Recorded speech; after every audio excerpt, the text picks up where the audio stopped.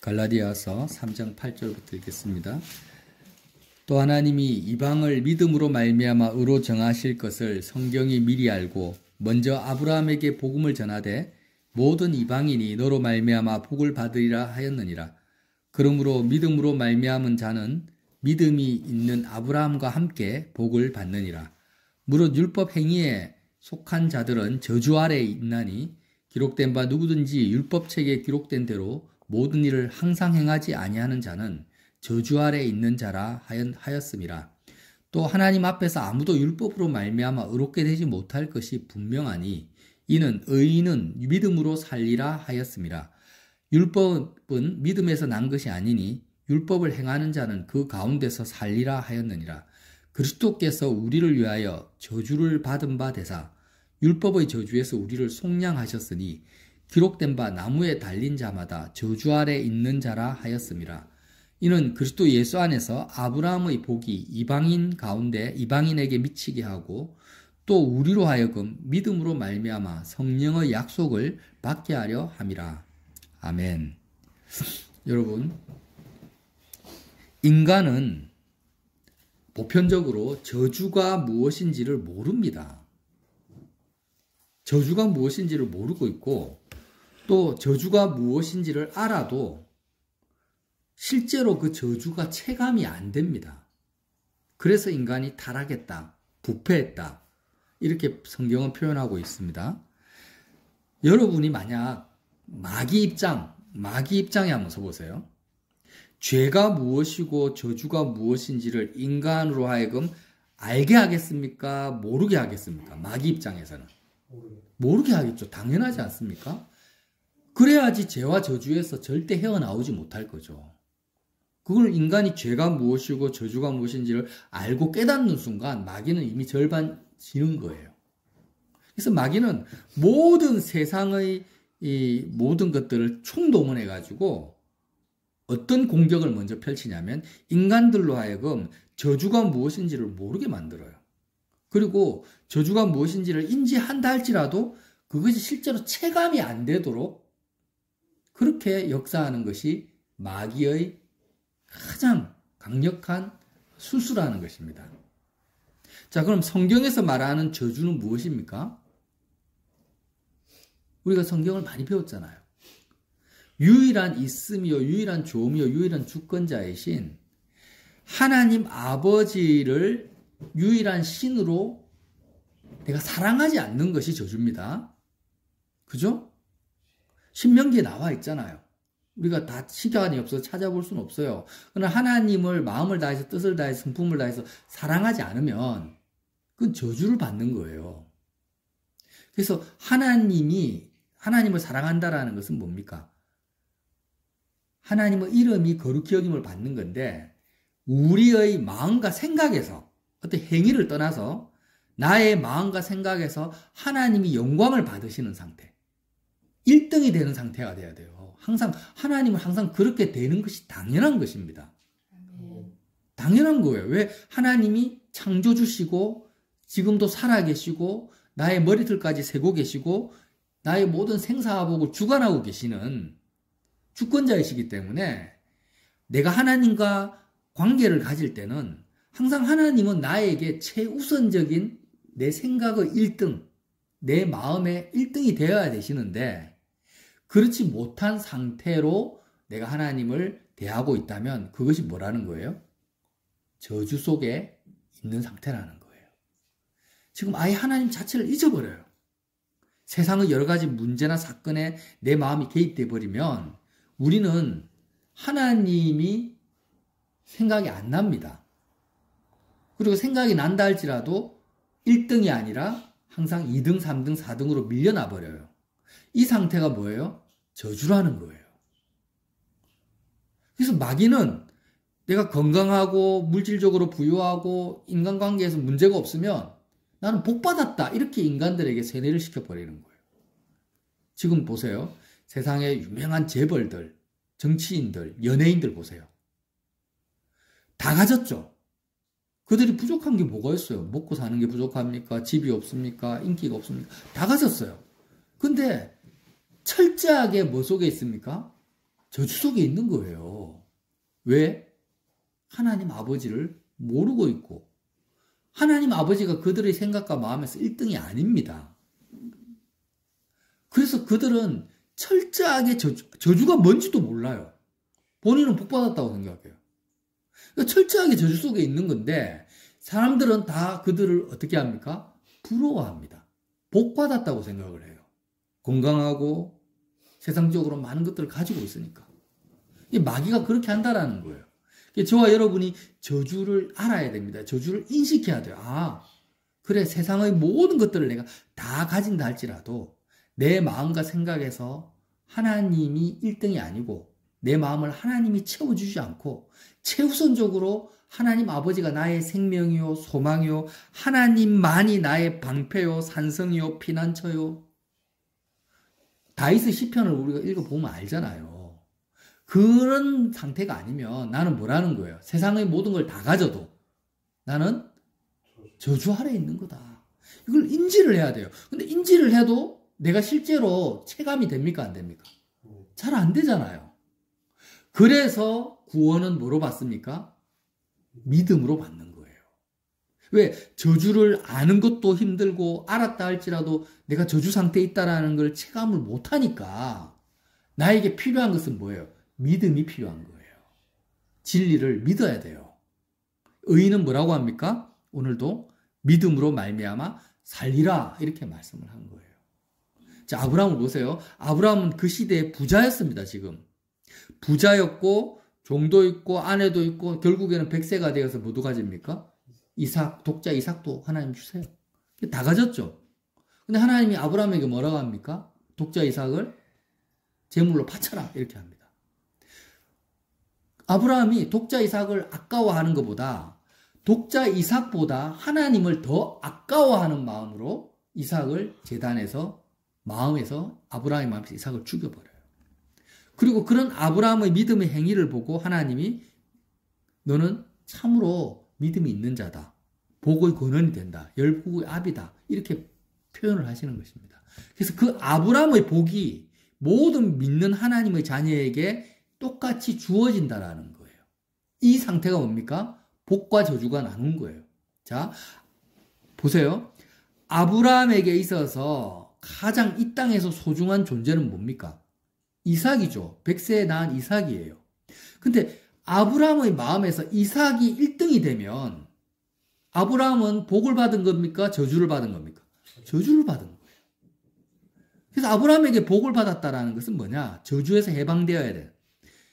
이삭보다 더 하나님이 아브라함의 마음에 1등이 돼야 되고 아브라함의 생각과 마음이 이삭으로 가득 채워지는 것이 아니라 하나님으로 가득 채워진 상태가 복의 상태라는 거예요. 그래서 하나님이 아브라함에게 뭘 요구하십니까? 네가 믿음의 조상이 되고 복의 근원이 되려면 너의 믿음을 표현을 해라. 증명을 해라. 어떻게 해요? 네 마음에 1등이 될 수밖에 없는 그 이삭을 하나님께 바쳐라는 거예요. 이삭보다 하나님을 더 마음에 우선순위에 세우라는 거예요.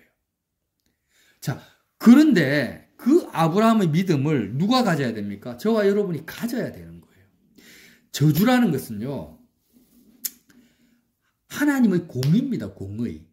마음에서 하나님을 경외하지 않고 하나님을 사랑하지 않는 모든 인생들에게 하나님이 심판을 내리셔요. 그 하나님의 심판이 뭐예요? 저주라는 거예요. 신명기 우리가 11장에 쭉 28장에 읽어보면 자, 신명기 28장 한번 찾아봅시다. 자, 신명기 28장 19절을 한번 볼게요. 시간이 없으니까.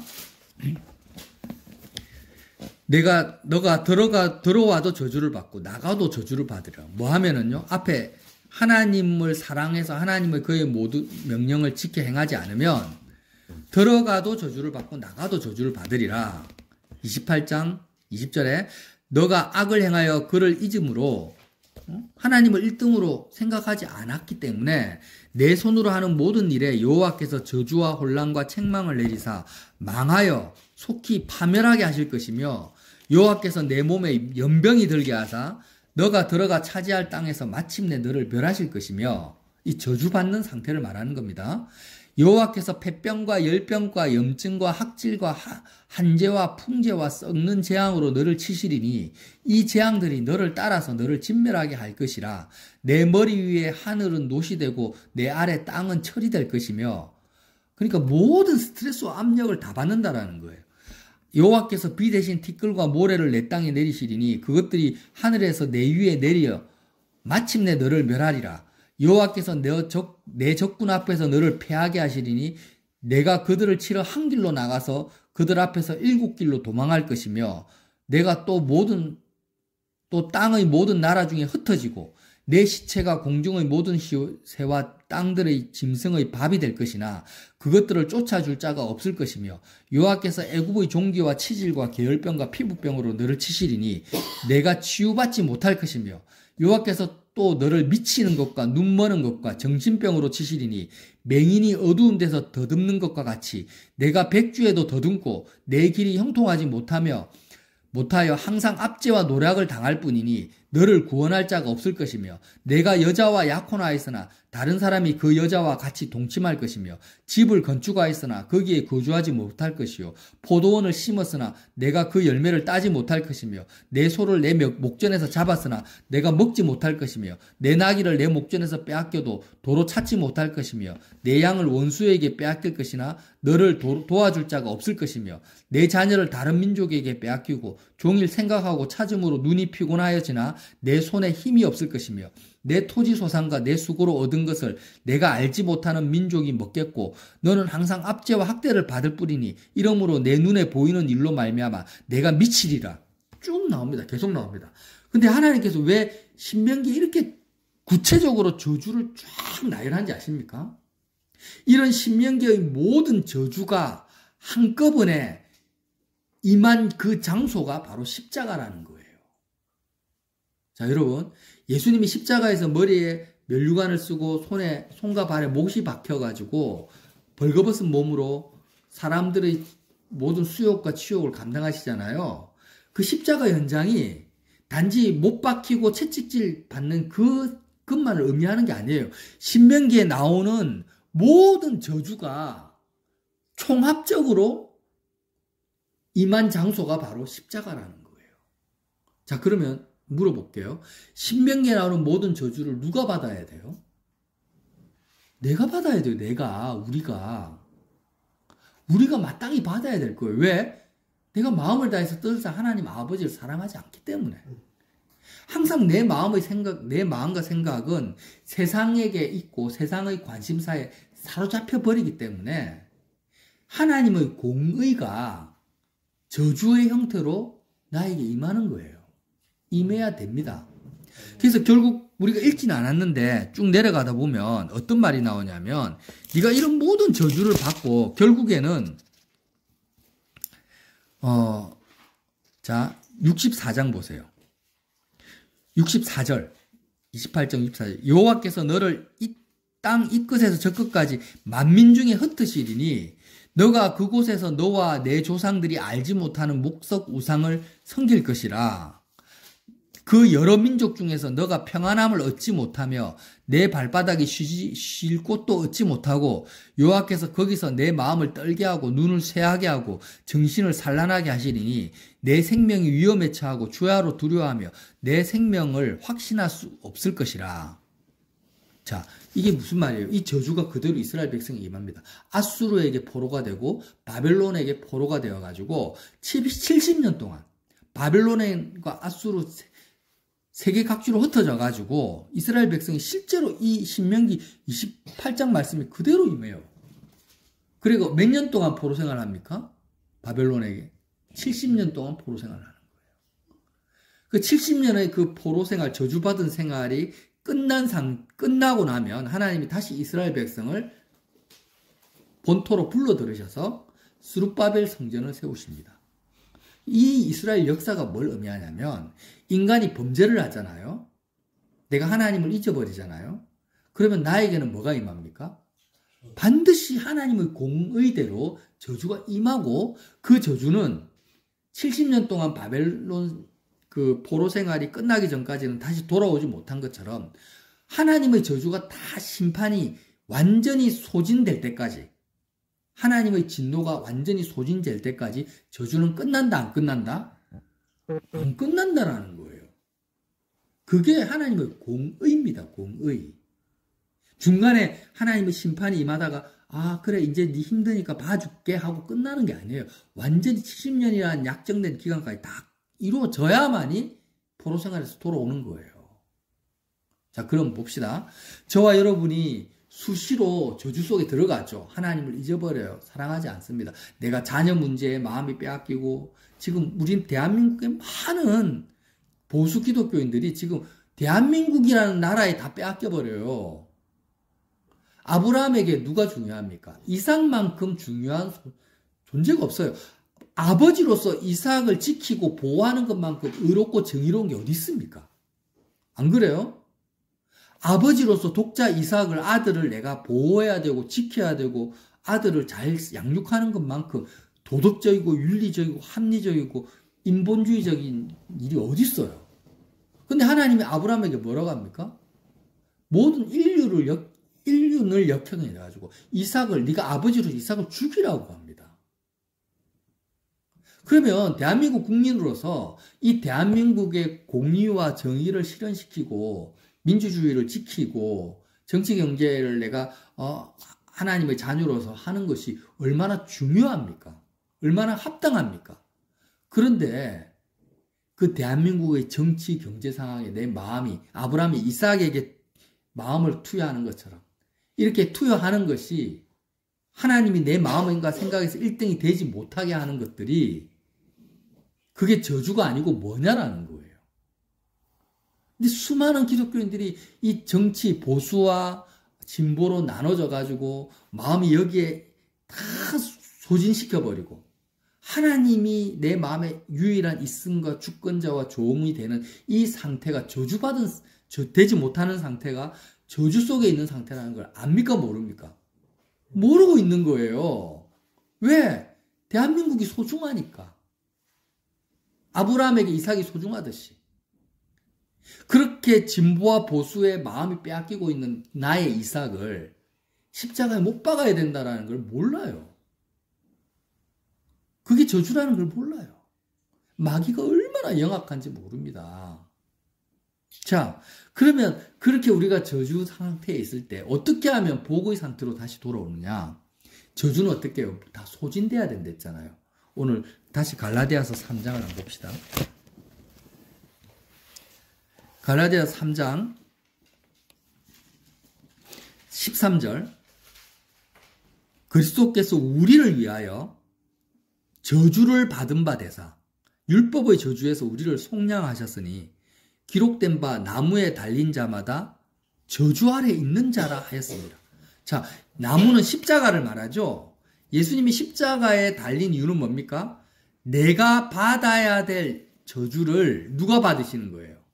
예수님이 받으시는 거예요. 자, 저주는 근원적인 저주와 파생적인 저주라고 표현을 할게요. 이해하기 쉽게. 근원적인 저주는 하나님을 사랑하지 않고 하나님으로 내 마음이 채워지지 않은 상태를 근원적인 저주입니다.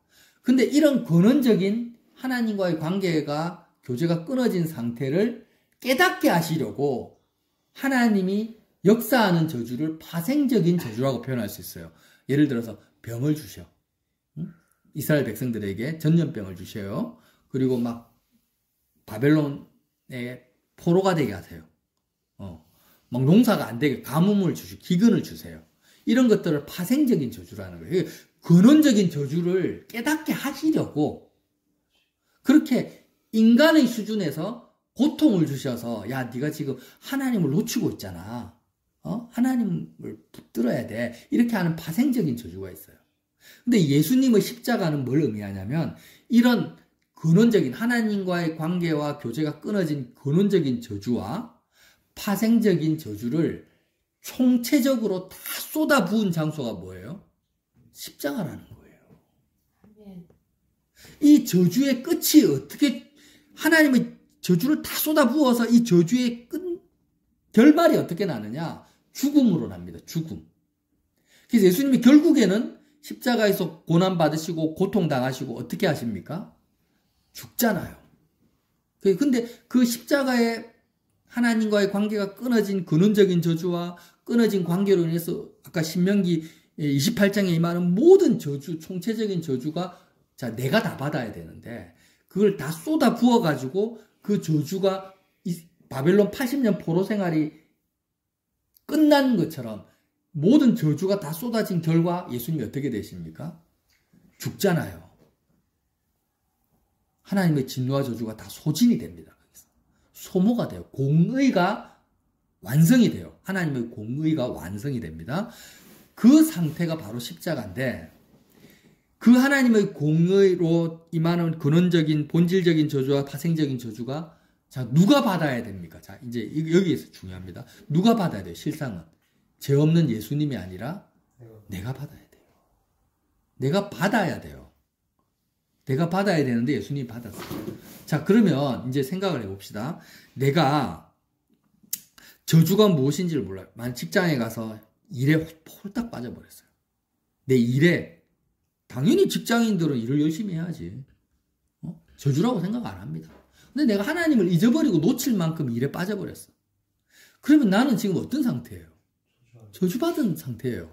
그럼 여기서 이런 나의 저주 때문에 이 저주가 얼마나 심각한지를 내가 어떻게 알겠어요? 인지가 안 돼요. 부모들은 지금 눈에 넣어도 안 아플 자녀들을 밥 먹이고 학교 보내고 뒷바라지하는 그 일에 내 마음이 다 빠져버렸어. 그럼 그 저주받은 상태잖아요. 근데 압니까 모릅니까? 몰라요. 지금 보수든 진보 기독교인들이 대한민국을 너무나 사랑하기 때문에 대한민국의 정치에 그런 부분에 마음이 쏙을랑 빠져버렸어요. 그게 최우선이야. 삶에. 그러면 그게 저주받은 상태를 몰라요. 어떤 상태인지. 도대체 내가 어떤 지금 심각한 상태인지를 인지를 못합니다. 왜? 남들이 말하기에 의롭고 옳은 일을 하고 있기 때문에. 당연히 해야 될 일을 하니까. 몰라요. 그럴 때 뭘 바라보라는 거예요? 십자가를 바라보라는 거예요. 십자가를 바라보라는 거예요. 십자가를 바라보면 내가 아는 거예요. 아, 지금 내 마음속에 대한민국의 그런 발전과 공의를 추구하는데 내 마음과 생각이 가득 찼구나. 예수님은 십자가에서 대한민국을 위해 죽은 게 아닙니다. 내 자녀를 위해서 죽은 게 아니에요. 예수님이 무슨 말이냐. 내 자녀를 잘 키우라고 죽은 것도 아니고 내 몸을 건강하게 하려고 십자가에 죽은 것도 아니잖아요. 예수님이 십자가에서 이스라엘의 정치 경제 상황을 위해서 죽었습니까? 예수님이 이스라엘을 더 복지국가로 만들려고 죽은 거예요? 예수님이 이스라엘에 있는 다른 아무것도 아니잖아요. 예수님이 왜 십자가에 죽었나? 하나님 아버지를 경외하게 하려고. 모든 민족으로 모든 사람으로 하여금 하나님 아버지를 가지게 하려고. 하나님 아버지만이 나의 모든 것이 되게 하시려고 예수님이 십자가에서 죽으셨단 말이에요. 그러니까 우리가 예수님의 십자가를 딱 바라볼 때 지금 뭐가 보입니까? 내 영적 상태가 보이는 거예요. 아, 예수님이 십자가에서 왜 죽었나? 예수님이 북한을 위해 죽었나? 남한을 위해 죽었나? 내가 이 땅에서 잘 먹고 잘 살게 하려고 죽었나? 아니지. 예수님은 십자가에서 유일하신 하나님 아버지가 내 생각을 가득 채우고 하나님 아버지만이 나의 생명이요 나의 영생이 되시고 소망이 되시고 나의 힘이 되시고 나의 방패와 산성이 되게 하시려고 십자가에 죽었지. 근데 내 마음은 지금 무엇으로 채워져 있나? 이삭으로 채워져 있구나. 내 마음은 이 세상의 문제로 채워져 있구나. 아, 지금 내가 저주받은 상태구나. 이거를 깨닫게 하시려고 예수님이 십자가에 죽으신 거예요. 1차적으로. 그래서 예수님이 십자가를 바라보면서 우리는 뭘 봅니까? 내 저주를 인지한다라는 거예요. 거기서 끝나는 것이 아니라 예수님이 내가 받아야 될 모든 근원적인 저주와 파생적인 저주를 지금 누가 받고 계세요? 예수님이 대신 받고 있는 거예요. 대신. 그러면서 예수님이 얼마나 나에게 소중한 분이신지를 내가 실감하라는 거예요. 십자가를 바라보면서. 저주 받을 필요도 없고 심판받을 필요도 없고 고통당할 필요도 없는 예수님이 왜 저렇게 총체적 저주 상황 속에 있나? 아, 지금 내가 받아야 될 고통과 아픔을 예수님이 대신 받고 있구나. 그리고 예수님이 십자가에서 죽었구나. 근데 그 죽음은 내가 죽어야 될 죽음을 예수님이 죽으신 거예요. 그래서 예수님이 뭐라고 합니까? 이제 너희는 감당을 할 수 없어. 내가 받아야 될 저주와 심판을 내가 너 대신 받았으니까 너가 받았다라고 믿음으로 네가 마음으로 받아들여라는 거예요.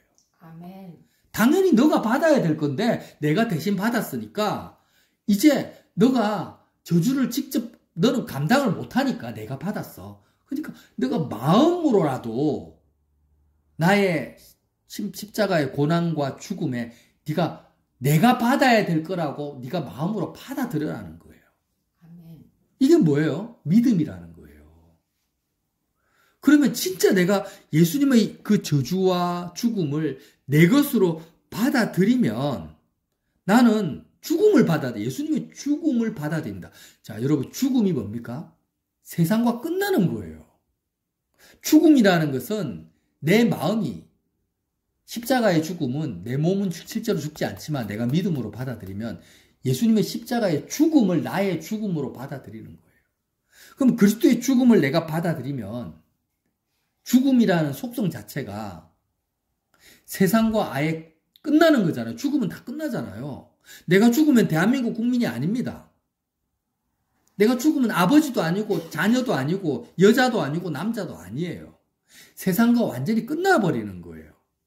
그 십자가의 그리스도의 죽음을 나의 죽음으로 받아들이면 내 마음은 세상과 이제는 완전히 단절돼 버리는 거예요. 그렇게 단절된 상태에서 유일한 있음이요 좋음이고 주권자이신 뭘 받아들이라는 거예요? 하나님 아버지만을 내가 받아들이는 상태가 예수님을 그리스도의 죽음과 부활에 참여하는 거라는 거예요. 예수님의 죽음에 참여했는데 내가 대한민국 국민도 아닌데 왜 자꾸 진보와 보수 기독교인이 나뉩니까? 그걸 의롭다고 말을 하는 거예요. 마귀에게 왜 여전히 쏟고 있습니까? 죽었는데 내가 그리스도와 함께 죽었는데 이 땅과 상관이 없는데 왜 자꾸 보수 진보가 나뉘고 내가 내 건강 문제, 내 자녀 문제 때문에 마음을 빼앗기냐는 거예요. 왜 그리스도의 죽음이 내 죽음인데. 아멘. 하나님이 알고 계시고 보고 계시고 내 머리털까지 세고 계시고 대한민국의 모든 정치 경제를 이미 주관하고 계신데 왜 내 마음은 하나님보다 이 세상이 먼저 들어와야 되냐는 거예요. 그리스도가 나를 옷 입고 살아가는 절대 조건이 뭡니까? 하나님이 내 생각과 마음을 온전히 채우시는 거잖아요. 그렇게 되기 전까지는 내가 하는 모든 행동은 예수님이 하는 것이 아니라 내가 하는 거기 때문에 다 불입니다. 불의. 아브라함이 이삭을 아버지로서 보호하고 지켜도 아브라함이 이삭을 지키고 보호하면 그건 불의입니다. 의가 아니에요. 예수님이 아브라함을 옷 입고 그리스도께서 사셔야만이 아브라함을 통해서 그게 의로운 거죠. 아멘. 그래서 정치적 행동을 하는 것 자체를 문제 삼는 게 아니라 내가 하는 게 문제죠. 내가 한다라는 게 뭐예요? 내 마음과 생각을 하나님이 채우지 않은 상태에서 하는 거예요. 대한민국이 채워져 있어요. 이걸 몰라요.